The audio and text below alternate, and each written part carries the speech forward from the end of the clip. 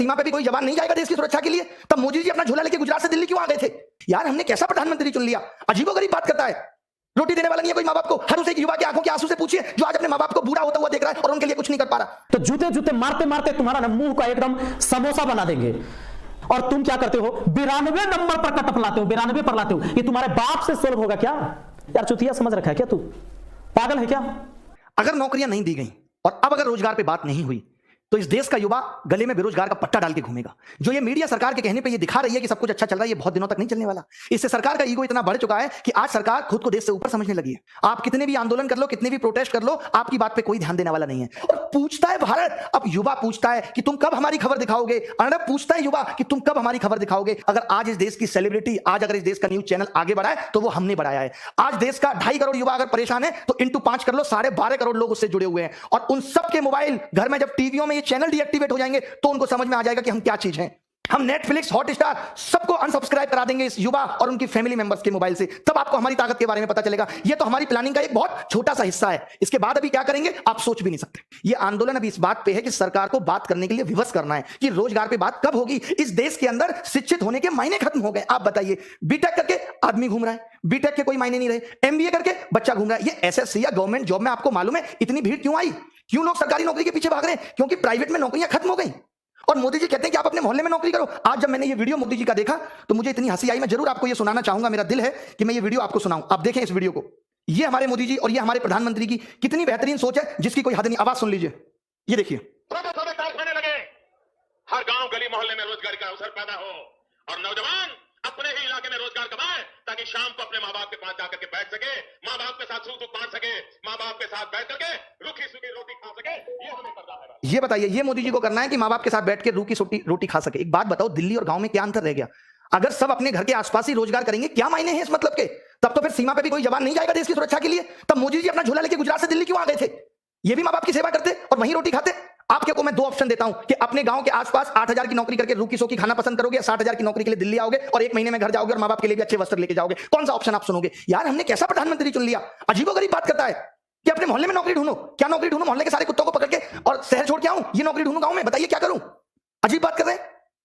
Private नौकरी खत्म हुई थी तो गवर्नमेंट जॉब में आए थे। बीटेक करके पता चला कोई 8,000 की नौकरी देने वाला नहीं है क्योंकि देश में उतनी कंपनियां नहीं है। आपके पास और कामों के लिए पैसा था, क्या देश में कोई और काम नहीं हो रहा? आप चुनाव में लाखों करोड़ रुपए खराब कर रहे हैं। दिल्ली में घुसते ही बोर्ड लगा रहता है केजरीवाल 26,000 करोड़ का हिसाब दो। हजारों बोर्ड दिल्ली में लगे हुए हैं, इसमें पैसा नहीं लगता सरकार का। अबे केजरीवाल तुम्हारा कितना दूर का रिश्तेदार है, उसके घर जाके पूछ लो कि हिसाब दो 26,000 करोड़ का। इस बात को बोर्ड पे लिख के पूछने की जरूरत है? अजीब नौटंकी है तुम्हारी। दिल्ली के अंदर आप घुसेंगे, जब भी घुसेंगे तो हजारों बोर्ड लगे रहते हैं केजरीवाल हिसाब दो। केजरीवाल तुम्हें हिसाब देगा कि रात को क्या कर रहा है, ये सब हिसाब तुमसे केजरीवाल मांगेगा।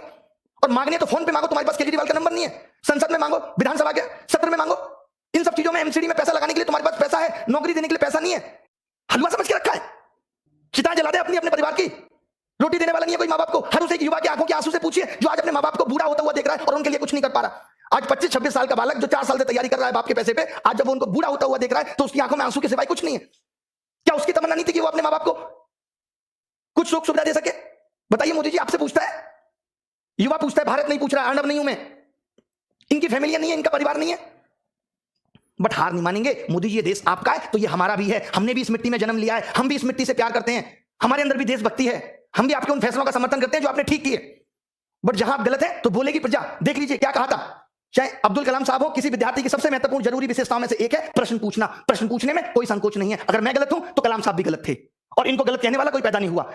राष्ट्रीय युवा दिवस, स्वामी विवेकानंद जी ने भी कहा था, उठो जागो और तब तक मत रुको जब तक लक्ष्य की प्राप्ति ना हो जाए। तो रुकने वाले हम भी नहीं है। इतना भ्रष्टाचार है, इतना भ्रष्टाचार है जिसकी कोई सीमा नहीं है। अरे करो, लिमिट में करो, 10%, 15% करो। तुम्हारे भी भतीजे, फूफे, चाचा के लड़के हैं, हम कह रहे हैं उनको भी नौकरी दो, बट बाकी तो कुछ फेयर करो। हैं या बाकी की पोस्टें बेचनी है तुम्हें? मैदान जंग में धांधू आ चुके हैं और जंग का ऐलान हो चुका है। हर हर महादेव, जय महाकाल। एक बार कमेंट ऑप्शन दबा के लाइक और शेयर ठोक दीजिए, जय महाकाल बोल दीजिए। अब मैदान जंग में आ चुके हैं धांसू सर और भैया अब धांसू जंग होगी एकदम। जो है चिंता करने का जरूरत नहीं, अब लौंडे अकेले नहीं है भैया। पहले मैदान जंग में धांसू सर नहीं थे, हमने नौकरी को छोड़ा तो लौंडों के लिए छोड़ा। महाकाल के आशीर्वाद से सौगंध है महाकाल की भैया, एकदम जो है चिंता करने का जरूरत नहीं है। हिंदुस्तान वो देश है भैया जहां पे आप जानते हो प्यार से नहीं मिलता है भैया। अगर आजादी मिली तो लड़के मिली, और अगर आपको एनटीपीसी के इस जंग में अगर आपको जीतना है तो भैया लड़ना पड़ेगा महाकाल के आशीर्वाद से। और धांसू सर आपके साथ है भैया। तो मैदान जंग में धांसू सर उतर चुके, इस बात का आगाज कर दीजिए। हिंदुस्तान के कोने कोने में प्यार और इस चैनल के माध्यम से मैं आगाज करता हूं भैया, हम मैदान जंग का हम ऐलान करते हैं कि भैया जल्द ही मैदान जंग में आप लोगों के लिए मैं आ रहा हूं। मेरे प्यारे बच्चों, आपके सपोर्ट के लिए आ रहा हूं भैया, चिंता करने का जरूरत नहीं है। देखो मुझे दुख इसी बात का होता था, 2 साल से मैं पढ़ा रहा था पर मैं आपका सपोर्ट नहीं कर रहा था, दर्द था मेरे सीने के अंदर, वो सारा दर्द आएगा महाकाल के आशीर्वाद से, जंग लड़ूंगा आप लोगों के लिए, चिंता करने का जरूरत नहीं है। और अगर एक आवाज उठेगी भैया अनअकैडमी वाईफाई से, मेरे अंदर दर्द होता था, मैं जो बोलना चाहता था पर मेरे को बोलने नहीं दिया जाता था, माय डियर स्टूडेंट, पर अपने इस चैनल के माध्यम से आग लगा दूंगा हिंदुस्तान के अंदर, उन लौंडों के लिए आग लगा दूंगा मेरे प्यारे बच्चों। और एनटीपीसी के लिए भैया ईंट से ईंट बजा दूंगा भैया, अब क्रांति होगी, अब होगी क्रांति, दबा के लाइक और शेयर ठोको महाकाल के आशीर्वाद से। और लौंडे लिखिए अब होगी क्रांति, एनटीपीसी के लौंडों के लिए धांसू सर आ चुके हैं मैदान जंग में भैया, ऐलान करते हैं जल्दी मैं आपके लिए वो डेट भी लेकर आऊंगा, जिस डेट पे मैं धरना प्रदर्शन शुरू कर दूंगा आप लोगों के लिए मेरे प्यारे बच्चों। और आप सब एकजुट होकर इस आंदोलन में मेरा साथ देंगे भैया। मुझे एहसास है, दर्द है कि मैं लास्ट ईयर मैदान जंग में नहीं आ पाया था क्योंकि मेरे पास मेरा चैनल नहीं था मेरे प्यारे बच्चों। अब मेरा चैनल है, मैं अपने चैनल के माध्यम से ऐलान जंग में उतरूंगा और आपके फुल सपोर्ट में उतरूंगा मेरे प्यारे बच्चों। मैं कुछ मुद्दों पे डिस्कस करना चाहता हूं, जल्दी से सब लोग जुड़ जाइए महाकाल के आशीर्वाद से। आज ये जंग का ऐलान होगा महाकाल के आशीर्वाद से और जल्दी इसकी डेट डिसाइड की जाएगी। अरे भैया सरकार हम लोग बना सकते हैं तो हमारा हक है सरकार से इस बात के लिए कि भैया टाइम से वैकेंसी निकाले, टाइम से एग्जाम ले और भर्ती टाइम से करें महाकाल की सौगंध। एक बार दबा के लाइक और शेयर कर दो महाकाल के आशीर्वाद से। मैं एक बात क्लियर कर दूं कि ये एग्जामिनर जो है भाई, तुम अगर पहचान में आ गए ना, ये जो तुम जो रिजल्ट तैयार करते हो ना, अगर पहचान में आ गए ना तो जूते जूते मारते मारते तुम्हारा ना मुंह का एकदम समोसा बना देंगे। मतलब हद हो गई यार। एक तो 2019 में वैकेंसी निकालते हो, 2020 में हम लोग हल्ला करते हैं, तब जाके तुम 2021 में एग्जाम करवाते हो और तब जाके 2022 तक तुम्हारा रिजल्ट आता है। यार ये तुमने 4 से 5 साल जो बर्बाद किए, एक तो बच्चों की पहली बर्बाद कर दी तुमने। वो उम्मीद लगा के इंतजार करते रहते कि भाई मैं 4 साल से लगातार एक एग्जाम के फॉर्म भरकर 4 साल में तैयारी कर रहा हूं, इस बार एग्जाम को निकाल देंगे। और तुम क्या करते हो, 92 नंबर पर कटअप लाते हो, 92 पर लाते हो। ये तुम्हारे बाप से सोल्व होगा क्या? तुम्हारा बाप नहीं लाएगा 92 नंबर, 100 नंबर में से 92 नंबर। तुम दिमाग खराब है तुम लोगों का। और ऊपर से कहते कि हम 20 गुना रिजल्ट देंगे। और क्या किया तुमने? 20 गुना रिजल्ट दिया नहीं, 20 गुना खाली रोल नंबर का रिजल्ट दिया। मतलब एक आदमी को 4 जगह 3 पोस्ट पर 4 पोस्ट पर तुमने रिजल्ट दे दी, एक ही व्यक्ति का। लेकिन तुमने क्या किया कि हम 20 गुना रिजल्ट दे दिए। यार चुतिया समझ रखा है क्या? तू पागल है क्या? दिमाग तुम लोगों का काम नहीं करता। मोदी जी मैं आपसे कहता हूं कि कम से कम एक आध मिसाइल इन लोगों के ऊपर भी छोड़ दो। ये केवल चाइना पाकिस्तान करने से नहीं होगा। कुछ आतंकवादी हमारे देश में भी बैठे हुए हैं। ये क्या कर रहे हैं? आज के नौजवानों को बर्बाद कर रहे हैं। बताओ ऐसे स्टूडेंट का क्या होगा जो 4 साल तैयारी करते हैं, पढ़ाई भी करते हैं और सरकार से लड़ाई लड़ते हैं, रेलवे बोर्ड से लड़ाई लड़ते हैं, और तब जाके इनकी स्थिति ये होती है कि ये 3 से 4 लाख लोगों को मतलब ये रिजल्ट देते हैं और जो काम होना चाहिए मेंस एग्जाम होने के बाद होना चाहिए वो क्या करते हैं कि वो पहले ही पीटी एग्जाम में ही कर देते हैं। ये पोस्ट वाइज अभी कटअप जारी कर दिया। अरे दिमाग खराब है तुम्हारा। ये कब से होने लगा भाई? समझ में नहीं रहा। एक बात कान खोल के सुन लीजिए आप लोग, जितने भी अधिकारी हैं, रेलवे बोर्ड में बैठे हुए रिजल्ट तैयार करने वाले लोग, सुन लीजिए, चक्का जाम हो जाएगा और हम लोग कुछ मानने वाले नहीं, कोई कोरोना प्रोटोकॉल नहीं मानने वाला है। और यार ऐसे भी लोग मर रहा है, तुम्हारे सामने मरेंगे, मार के मरेंगे। तुम हो इस देश का दुश्मन, गद्दार हो यार। अरे मरेंगे तो मरेंगे, तुमको मार के मरेंगे, खत्म कर देंगे हम तुम्हें। और ये नॉर्मलाइजेशन सिस्टम है ना, ये सब हटा लो, ये फालतू का है। पहले एग्जाम होता था, पहले एग्जाम नहीं होते थे क्या? पहले भी होते थे एग्जाम और 100 में से 92 नंबर तुम्हारा बाप लाएगा। देखिए इसमें एक और समस्या क्या है, इंटर वालों को तो पूरा बर्बाद कर दिया है। इंटर वालों को तो मतलब ऐसा बर्बाद किया जिसका कोई हद नहीं। ग्रेजुएशन वालों को तो थोड़ा बहुत बक्सा भी है।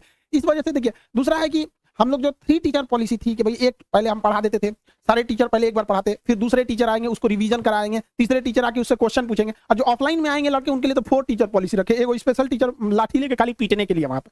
लेकिन बड़ा तकलीफ होता है इतना मेहनत करने के बाद भी लड़कों के लिए, जब जानबूझ के बर्बाद किया जाता है इस तरह से, तब काफी ज्यादा तकलीफ होती है। यहाँ पे लड़कों की लाइफ से खेल रहा है और इसके लिए लड़के आप टेंशन नहीं लेंगे। आपके एग्जाम के लिए, रिजल्ट के लिए हम लोग साथ खड़े थे। आपका जब फोटो रिजेक्ट किया था, जो काले लड़के थे उनका फोटो रिजेक्ट कर दिया था, 4-4.5 लाख लड़कों का, 3 महीना लड़ा आदमी, लेकिन रिजल्ट वापस लेके आया था, उनका मॉडिफिकेशन लिंक। इसको भी सुधारा जाएगा। और एक स्टूडेंट क्या कह रहा था कि सर आप हम लोग के लिए आवाज उठाइए। यार तुम्हें बोलना पड़ेगा कि स्टूडेंट के लिए आवाज उठाएं। हम किस समय आपकी आवाज नहीं उठाएं? जब भी आपके साथ कोई समस्या होगी हमेशा आपके साथ खड़े रहेंगे, हमेशा आपके हक के लिए आवाज उठाएंगे। और जिस दिन खान सर आपके लिए आवाज नहीं उठाएं उस दिन समझ जाइए कि ऊपर वाले ने खान सर को उठा लिया। हम लोग बहुत जल्दी इसको वेल तरीके से सारे टीचर्स के साथ हम भी सबको कॉल कर रहे हैं कि आगे क्या रणनीति है, इसको कैसे सुधारा जाएगा, सुधार के हम लोग लिया जाएगा।